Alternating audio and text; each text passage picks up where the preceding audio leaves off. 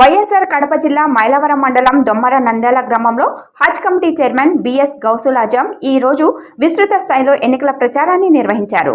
కొత్త మసీదు వీధి, జామియా మసీదు వీధి, మార్కెట్ వీధి, కంచికోటలకు వెళ్లి ముస్లిం కుటుంబాలు ఎక్కువగా ఉన్న ప్రాంతాలలో గడప గడపకు తిరిగి వైఎస్ఆర్సీపీ ప్రభుత్వం మైనార్టీలకు అందించిన సంక్షేమ పథకాల వివరాలతో కూడిన కరపత్రాలు పంచిపెట్టారు.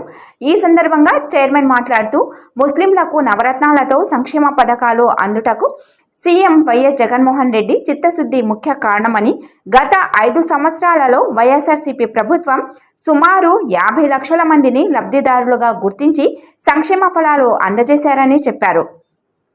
ఎన్ఆర్సీ, ఎన్పీఆర్, సిఏఏ లాంటి నల్ల చట్టాలతో మైనార్టీలకు రక్షణ కావాలంటే ముస్లింల పక్షపాతి అయిన వైఎస్ జగన్మోహన్ రెడ్డి తిరిగి సీఎం కావాలని అన్నారు.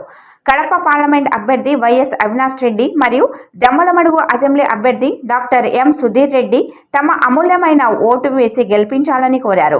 ఈ కార్యక్రమంలో మైలవరం మండలం నాయకులు దన్నవడ మహేష్ రెడ్డి, బూసిరెడ్డి లక్ష్మణ్ రెడ్డి, దొమ్మర నంద్యాల వైఎస్ఆర్సీపీ ముస్లిం నాయకులు హాజీ బాషా, ఖాజా మొహిద్దీన్ అహ్మద్, జమ్మలమడుగు మాజీ municipal vice chairman Mulla Jani, Bepari Shamir మరియు స్థానిక నాయకులు పాల్గొన్నారు.